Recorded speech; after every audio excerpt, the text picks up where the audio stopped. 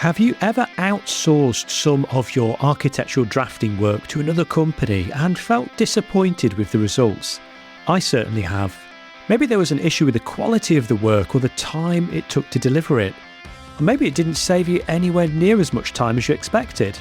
If you've had a negative experience with outsourcing, you might be feeling reluctant to try it ever again, which is a real shame, as outsourcing can be a game changer for your business if you can find the right outsourcing partner to work with. I'm joined by Derek Timms to help you avoid those common outsourcing mistakes and learn how to find the right outsourcing partner for your business in this episode of Architecture Business Club, the weekly podcast for solo and small firm architecture practice owners just like you who want to build a profitable, future-proof architecture business that fits around their life. I'm John Clayton, your host. If you're a small practice leader or sole practitioner in architecture, struggling to find clarity or reach your goals, consider working with me. I offer personalised one-to-one support through coaching, consulting and mentoring, and this tailored approach helps you navigate your unique path to success. Whether it's growing your practice, working fewer hours or building your team, I've got you covered. Just click the link in the show notes to book a call with me to discuss your options, or email John, that's Jon, at architecturebusinessclub.com for more information. Now let's discuss outsourcing.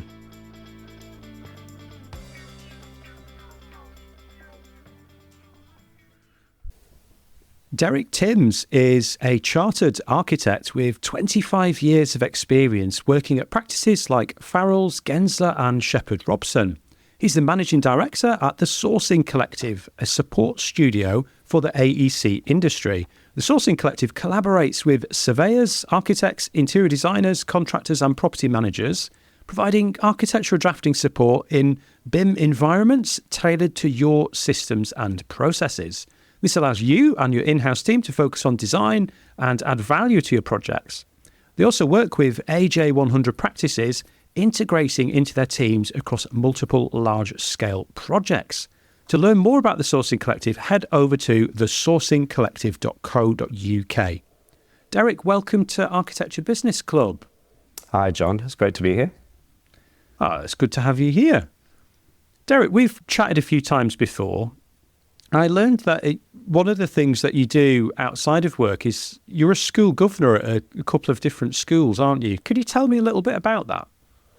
Yeah, I'm a school governor for 2 primary schools in southeast London, and it's a great opportunity to give back to the community I live in and see the amazing work that our educators, teachers and the staff carry out every day, supporting kids with special needs and disadvantaged backgrounds. So it's a real eye-opener compared to what I do day to day. I can imagine, yeah. Is it quite time-consuming? It's not so much time-consuming because it's governance opposed to management.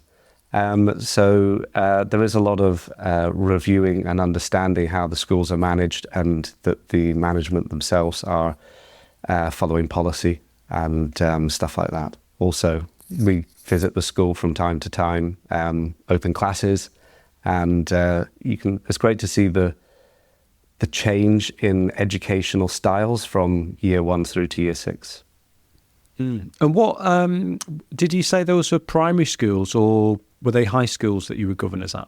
They're both primary schools. Both primary. Yeah, my daughter's at one of them, so that you've got to have a balanced interest between both. Yes, yeah, I guess so. Yeah, it'd be interesting to kind of see things from that side to get a different perspective on what goes on at the schools. My children, they're both at high school now, so a little bit older than your two.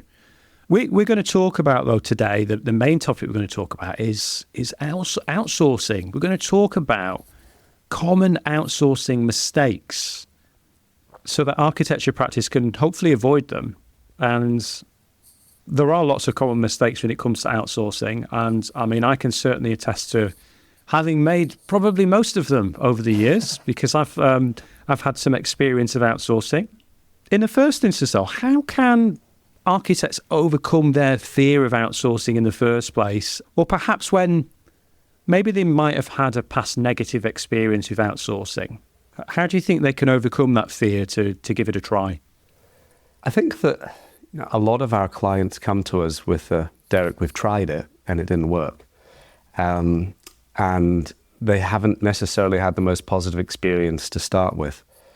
I guess, we look at it slightly differently in that I think outsourcing has evolved quite a lot in the last decade, and the methods that we work together and collaborate have changed quite a lot as well.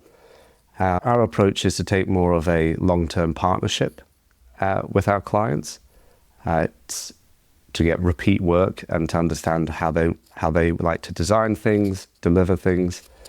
I think also that the model is being used a lot more often now, be it large practices or small practices where they're outsourcing.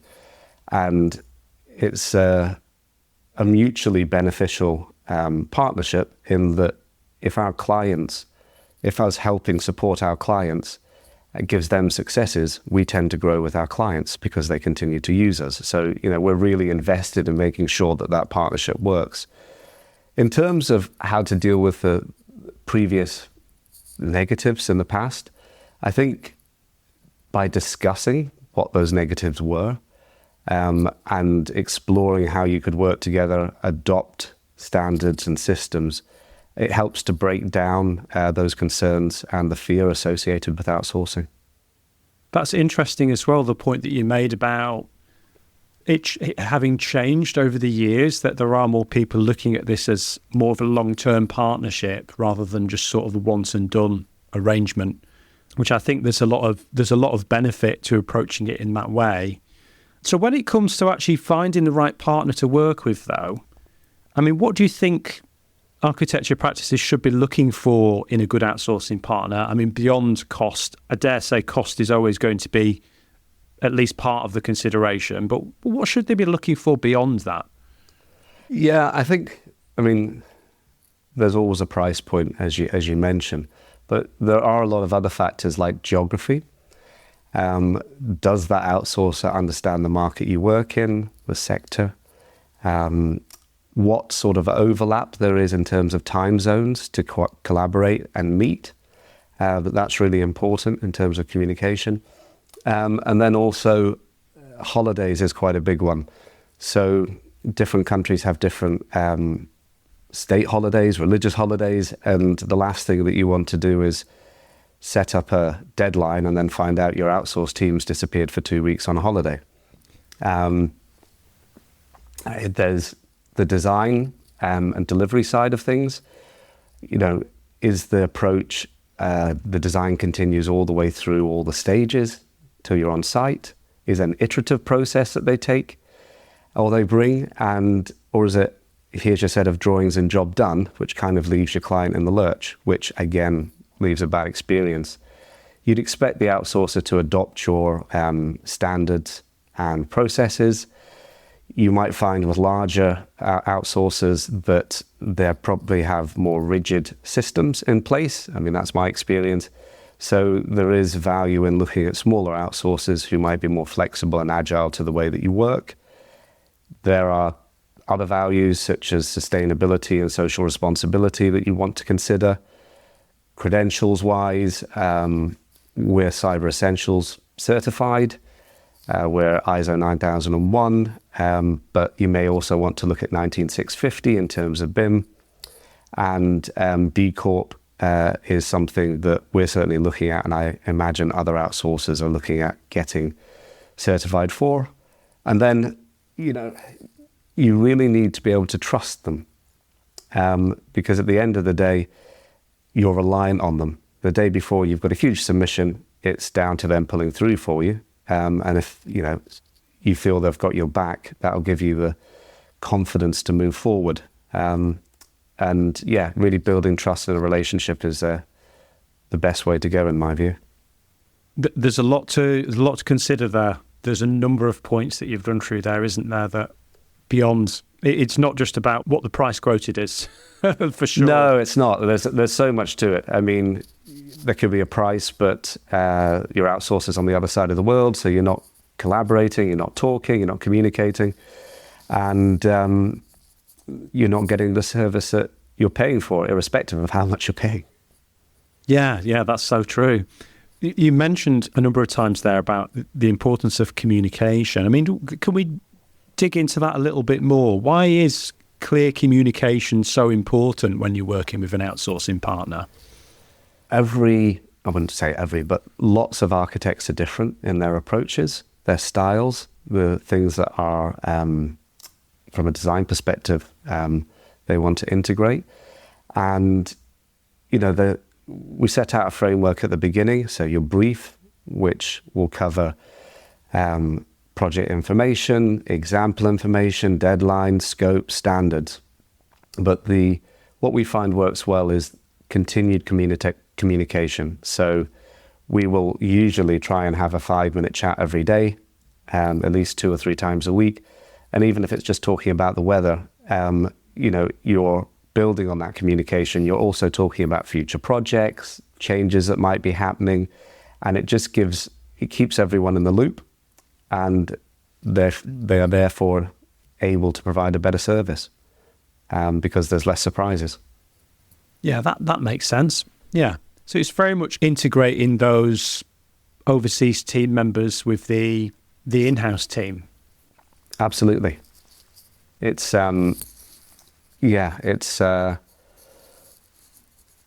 you've got to remember that with your outsourced team, you'll bring a whole load of different personalities, skill sets together, just like you do on a normal, within in-house.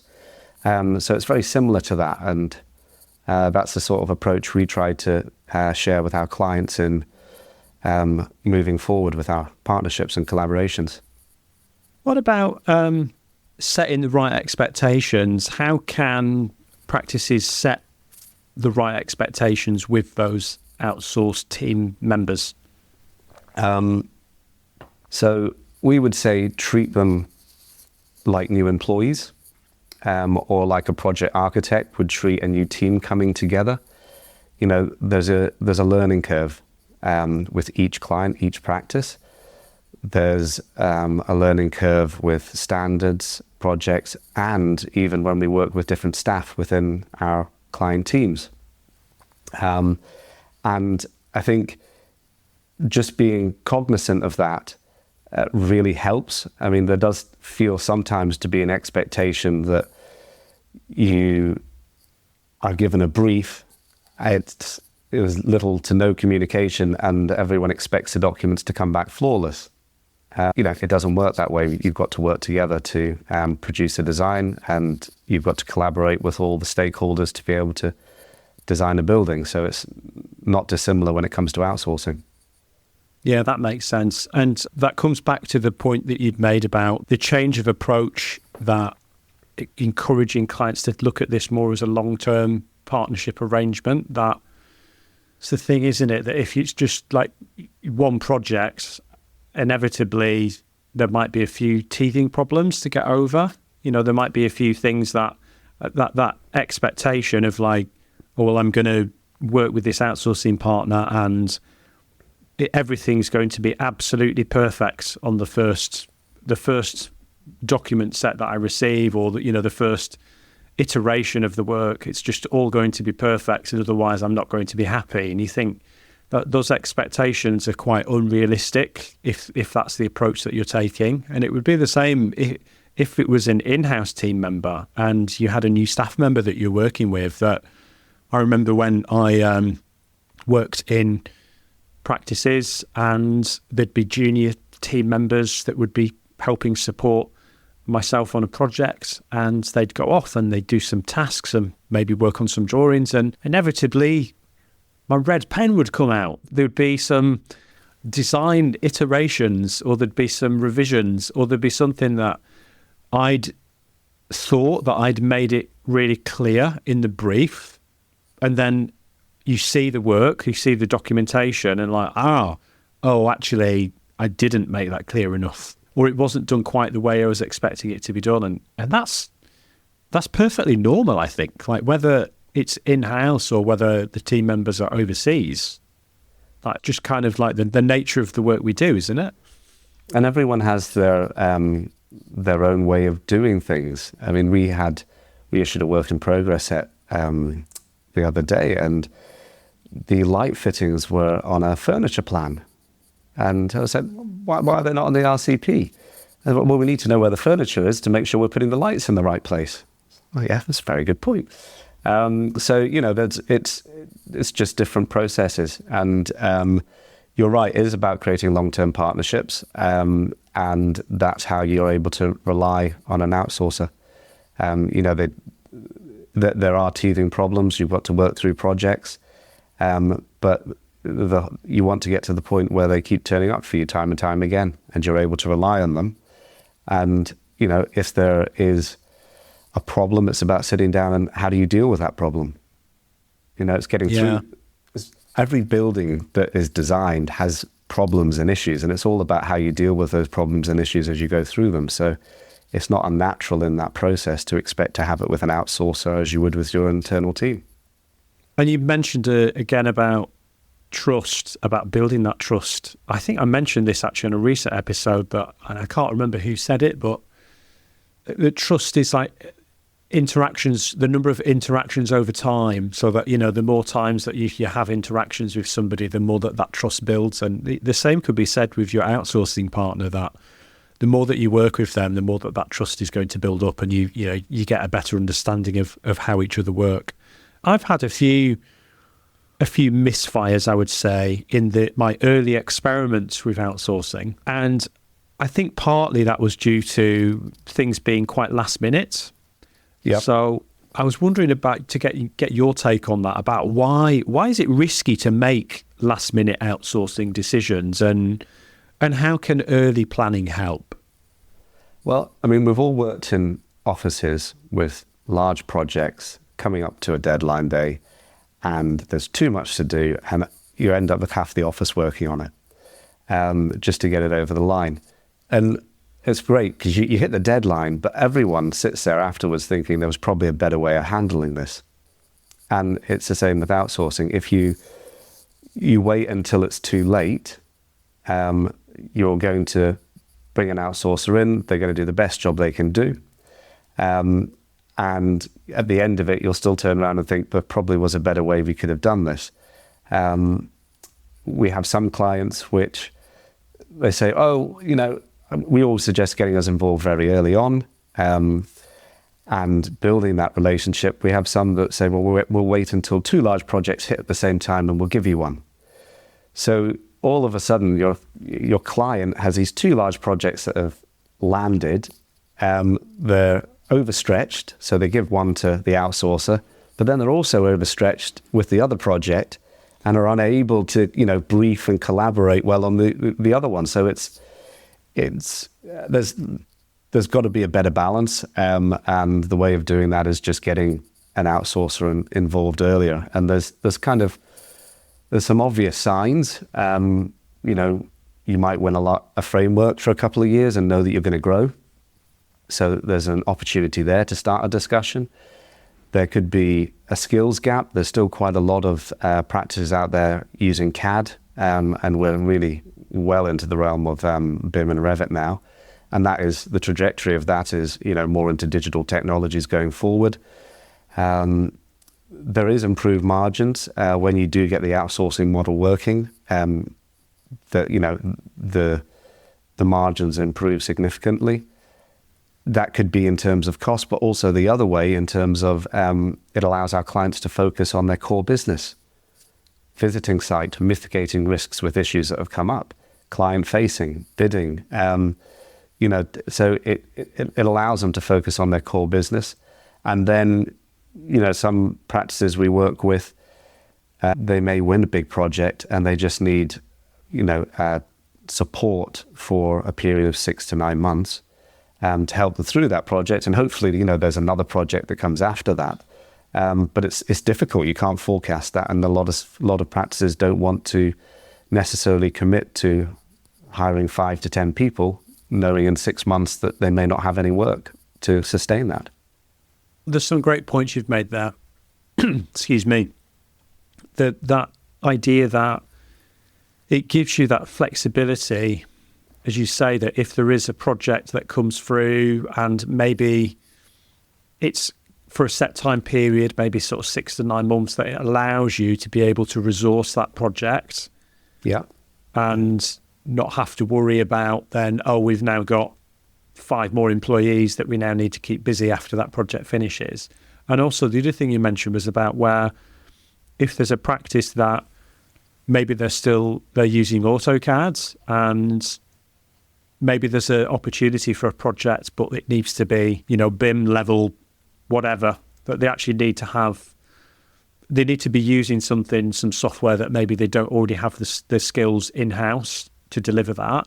So actually finding the right outsourcing partner to work with, that does allow practices to basically widen that talent pool and to access some other skills that they might not necessarily have in-house right now, whether that is a software skill or a particular sector that maybe as an outsourcing partner you might actually have more experience in than they currently do if that particular project is a little bit outside of their usual remit.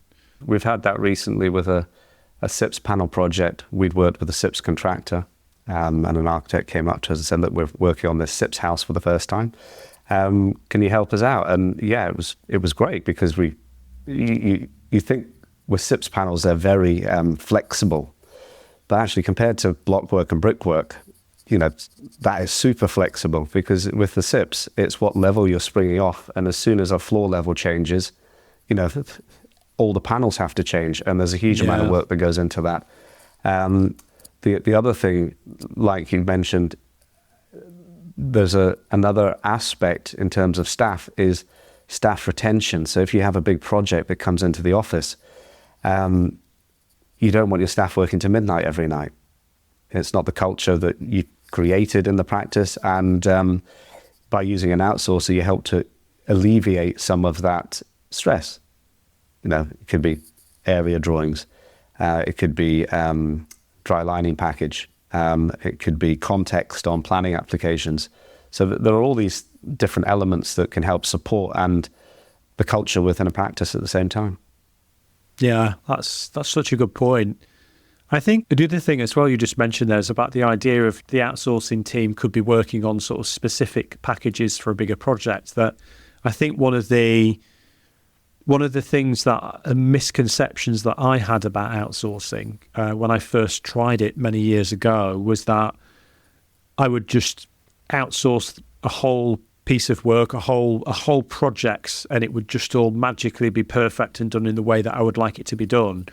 And then subsequently, I found that actually outsource it, looking at it as a way to leverage time, leverage resources within the practice was a better approach by saying, well, actually, we're going to use the outsourcing partner to just help with the documentation of this work stage. So maybe it was like part of the work was done by the outsourcing partner and then part of the work was done in-house, and it was an integration, and that seemed to work far more effectively, really, in the experiences that I had. It doesn't have to be like an all or nothing thing, is what I'm saying, is that if your practice does get busy or does win a new project, it doesn't have to be like, oh, well, the partner does the whole thing and that's it. Like, there can be that level of integration where it's like you mentioned about, we've got this big project, they're going to work on this package, maybe our in-house guys work on this documentation package, and there's that integration together.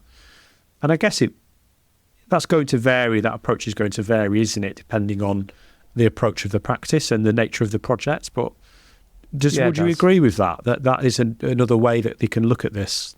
Remember, don't forget to download the Architecture Business Blueprint, the step-by-step formula to freedom for architects, architectural technologists and architectural designers. You can grab the blueprint without any charge at architecturebusinessclub.com/blueprint. And if you're enjoying this episode, then please leave a 5-star review or rating wherever you listen to podcasts. Now back to the show. Yeah, I mean, we find that it really depends on the priorities. The priorities keep changing, and that doesn't necessarily mean it comes from the practice. It comes from the client. Sometimes the clients are constantly making changes, and in some instances that needs to be led by the practice. In others, there might be a joinery package, for instance, something completely separate that can just be, can you just work with that because and document that up for us? whilst we're addressing these different elements. And, projects start and stop. So sometimes when we're providing a dedicated resource model, a project will pause, or maybe there's a review period of a milestone submission, and we'll move on to another project for X number of weeks with the same staff, and then move back when it restarts. So there's lots of flexibility and options that way that can be provided. Cool. So if this has kind of piqued people's interest, I mean, how can practices try outsourcing in a low risk way? What would you recommend? So typically all our clients' relationships start off with a trial project, and it varies. It varies depending on, I guess, the risk profile of the client, their workload, the situation that they're dealing with, and how they're going to resource it.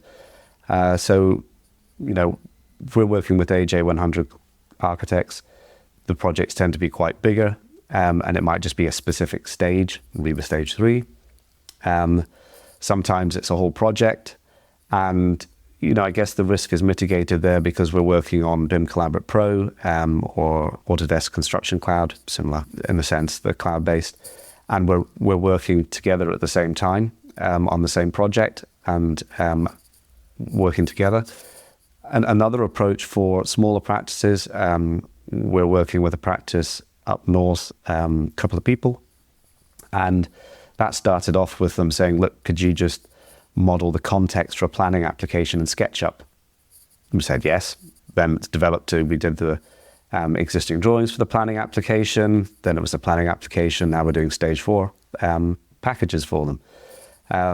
But yeah, it's start small, test it, discuss it, what went well, what didn't go well, what are the lessons learned from it, and then carry on. The first few couple of projects, maybe 3, especially if the type of work is changing, is all a learning curve. But once you get through that, it becomes quite easy, and you've built up the trust, and there's a lot more transparency in the relationship.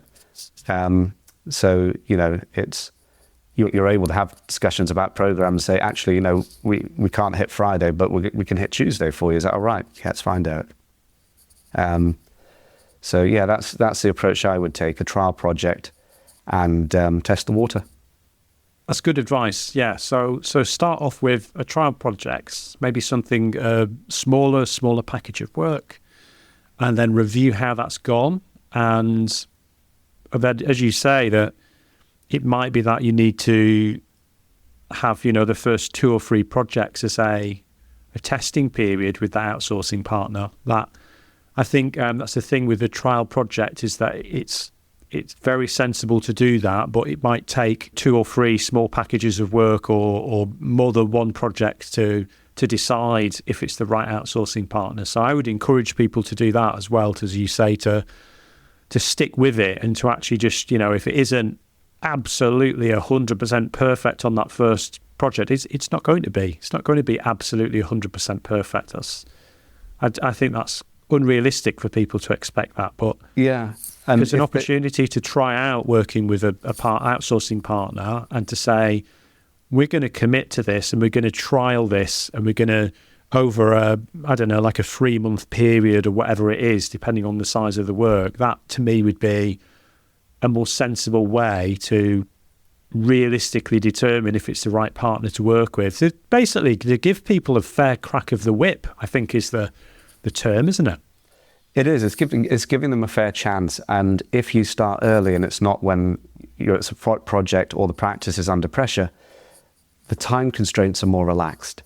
So everyone's a bit more relaxed, communication's better, and the end result's better. That's just normal. Yeah, I think that is so key, isn't it? Because often when people do decide to try outsourcing, it is at that point where it's too late, where they've got to a point where they're overwhelmed and trying to find somebody under pressure and perhaps not actually choosing the right firm, because maybe the decision is clouded by who is available and who can drop onto it quickly. And that's certainly a mistake that I've made in the past by approaching it that way. Yeah, I remember having conversations with a practice. Oh yeah, no problem. We can sort it. We can do it in this time frame, and like promising the earth, and they were an absolute nightmare to work with. It was just, and I had a feeling at the very beginning, but I had this funny feeling in the pit of my stomach, or this little like voice in my head saying, "Oh, not too sure about this, John. This sounds like it might just be too good to be true." And I should have listened to that little voice on that occasion. Yeah, but I guess, I mean, you can understand the logic of why. The other side of it is that when you're at that point, you've already got a fee agreed. So there's only so much that's there. If you're already working with an outsourcer, you're able to say, well, I'm going in for this project. I'd like you to do this. What's that fee going to be? And you can build that into your fee. There's some clients we work with, and we just work off a percentage of their fee. And that's, we work with them a long time, and it's about trust. We sometimes get asked, well, how long is it going to take? And it's like, well, how long would it take you to do? And that's how long it should take us to do. And if our client's being honest with us and vice versa, expectation is met. Yeah. Yeah, that's so true. Yeah, in terms of kind of like how long things are going to take, that's a good kind of gauge, isn't it? To just sort of reflect on like how long it would take you to do it in your own practice. Because outsourcing teams have got some very talented staff in outsourcing companies, but it's not like a magic bullet where it's like, oh, well, they work 4 times faster than any other architecture practices. That's not quite how it works, is it? So we do have to be realistic with our expectations. Yeah, and something we're very conscious of is how our staff moves from one project to another. It's quite difficult to go from area drawings into, detailing joinery as a mindset from one day to the next. It's, moving from different sectors. You might be one day modeling a front of house kitchen in a hotel or something. And, the next day you're moving on to a commercial project. Just the scales are very different. And it's just something that we're very conscious about with our staff, that, it does take a couple of days to, get your head around moving from that scale size. Yeah, that's a very good point. So, Derek, let's try and kind of wrap things up now, I think. I was going to ask, what would be the main thing that you would like everybody to take away from this conversation about outsourcing? I think the main thing would be have a chat. If it's something that you're thinking about, or something you tried before, and you want to try again, even if you don't, there's no harm in a discussion. Have a chat with an outsourcer. Talk about your concerns, talk about those fears, and get surety or comfort in the reliability and the services that's going to be provided. Ask for testimonials, ask for example drawings, and feel it out and see if it's going to work for your office, your practice, and the way you work. That's good advice. Was there anything else that you wanted to add that we haven't already covered about outsourcing today? I think, I guess the one area, we haven't really talked about cost much, have we? So to turn it a bit on its head, so the hidden cost in outsourcing actually isn't the cost of your outsourcer. It's the cost of your time reviewing the documents and redlining it. So irrespective of how much the outsourcer is costing, you've got your time looking at it. You've also got the time and the value lost to the company because that skill set is not being used appropriately in what they could be, getting more work or maintaining existing client relationships. So I think that's the one thing that I would highlight when people are looking at price, is that you've got to consider actually quality and level of service you're getting, because even the cheapest price might actually end up being the most expensive price. Yeah, that is such a good point, because we can always earn more money, but you can't get your time back. I think that was my naivety when I first tried outsourcing, was this expectation that, oh, well, that's being outsourced now, so like I'll have to spend like practically 0 hours on it. Mm-hmm. And that just wasn't the case. And then again, depending on the quality of the outsourcing partner, in the bad instances, then there was a lot of time that I spent reviewing documentation with my red pen. But then once I'd found a better outsourcing partner, that time investment that I still had to make was a lot less. But even so, it would be that maybe it was rewiring my brain and my expectations of how much time I would save. So I would look at it and go, well, okay, so instead of me spending 100% of my time working on this particular project, like my hours might reduce from, let's say it was 100 hours, I might still spend 20 hours on it, for example. I'm picking a number here, so, humour me with this, but the point is that there wasn't an expectation that my 100 hours that I would spend doing it myself was going to reduce to 0 or just like 2 or 3 hours. It was like, you know what, if I can work with this outsourcing partner, I can leverage my time, and I can, they do like, I don't know, even 75% of the work, and I spend 25% of the time on it. Like, I've invested that money in buying back 75% of my hours, and I've maybe 25% of that time is still spent coordinating with the outsourcing partner and providing clear instructions and briefing, and then reviewing the documentation whenever there's design changes or iterations or revisions, and feeding that back. So that's very much the same way, though, that going back to that example I mentioned earlier about the junior staff members when I worked in bigger practices, and even if it was team members that were at a similar level of experience to me, like forgetting about them being a junior, like even if they were sort of a similarly experienced architectural technologist, they'd be coming in as to work on a project as a team member because, maybe they had some extra capacity that week and I needed some support. Inevitably, they'd do things, and there would still be some revisions and changes because it's not like they're going to do it in exactly the same way. We did have like office, like CAD protocols and things to work towards, but there was always a few things that needed to be changed, and that's perfectly normal. And that would be the same even with a perfectly competent outsourcing partner, that there would still be that investment of time, at least a proportion of the hours you would still have to invest working on that project to support that partner.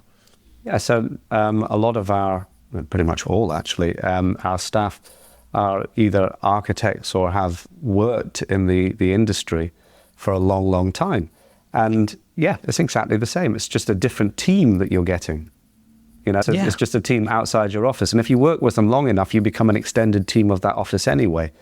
And you get to know everyone like colleagues. So that's the model that I guess everyone should really try and aspire to, is that if they choose to outsource, that outsourced partner is an extension of their team. Yeah, I totally agree. That's definitely the right approach. So, Derek, we're going to wrap things up now. There's another question that I'd like to ask you, and it's nothing to do with outsourcing. I just like to ask all the guests this question. It's about travel, because I love to travel and to discover new places, and I think architecture's about place as well. So could you tell me one of your favourite places and what you love about it? This can be near or far. All right. Well, it won't surprise you because we have an office in Sri Lanka. My favourite place, or one of my favourite places, would be Sri Lanka. It's just, I don't know what it is. It's got beaches. It's got hill country with stunning landscape. It's got safaris where you can go and see leopards, elephants, crocodiles, bears. There's a vibrant culture. There's history. There's heritage. I mean, there's architecture with Geoffrey Bawa and Minute de Silva. And I think what I like about it is every time, and I go back about 4 times a year as well to work with the team there, that each time it just feels like I've gone on an adventure. and there's always something new to learn and see, and it's just a beautiful country, and I love it. Oh, that sounds awesome. I've not made it to Sri Lanka yet. Come visit us. Yeah, I'd love that. That would be great. Yeah. I did spend some time backpacking around India many years ago. I spent a few months in India. So not a million miles away from Sri Lanka. And I loved it. Where did you go? Went all over. Like, we flew into Delhi, spent some time traveling around Rajasthan. So I visited like Jaipur, Udaipur, Bikaner. Where else did we go? We went to Mumbai, and then caught the overnight train down to Goa, and then visited some places inland, and then down to Kerala. And then right down to the saw a lot, yeah. And then down to the southern tip of India, back up to Chennai on the east coast, and then we got a flight back from Chennai back up to Delhi. So we did like a whole circuit around the subcontinent, and it was amazing, absolutely amazing experience. Yeah. It's not for the faint-hearted, I would say, but if you like adventure. Yeah, that's it. I suppose there was that culture shock when we first arrived in Delhi. We were kind of a bit like of a shock to the system. But then by the time we'd got back to Delhi again, after sort of the end of the trip, it was like, this is fine. Like, you know, what was all the fuss about a few months ago? You know, it was sort of took it all in our stride. But yeah, absolutely had an amazing time there. So fab. Yeah, maybe get back there one day. So, Derek, this has been awesome. Thank you so much for joining us on the show and sharing your experience on outsourcing. Do appreciate that. If any of the listeners would like to connect with you, where would be the best place for them to do that? Please just connect with me on LinkedIn. Probably the easiest way to find me. Super. Well, I'll make sure that I put a link to your LinkedIn in the show notes so people can find that there. And would you like to just remind everybody of the website address as well? Yeah, it's www.thesourcingcollective.co.uk. Awesome. Brilliant. Thanks so much, Derek. Great. Thanks very much, John. Nice speaking to you. Next time, I'm joined by branding expert Vardeep Edwards to uncover how to communicate your brand with confidence. Thanks so much for listening to this episode of Architecture Business Club. If you liked this episode, think other people might enjoy it, or just want to show your support for the show, then please leave a glowing 5-star review or rating wherever you listen to podcasts. It would mean so much to me and makes it easier for new listeners to discover the show. And if you haven't already done so, don't forget to hit the subscribe button so you never miss another episode. If you want to connect with me, you can do that on most social media platforms. Just search for @Mr. John Clayton. The best place to connect with me online, though, is on LinkedIn. You can find a link to my profile in the show notes.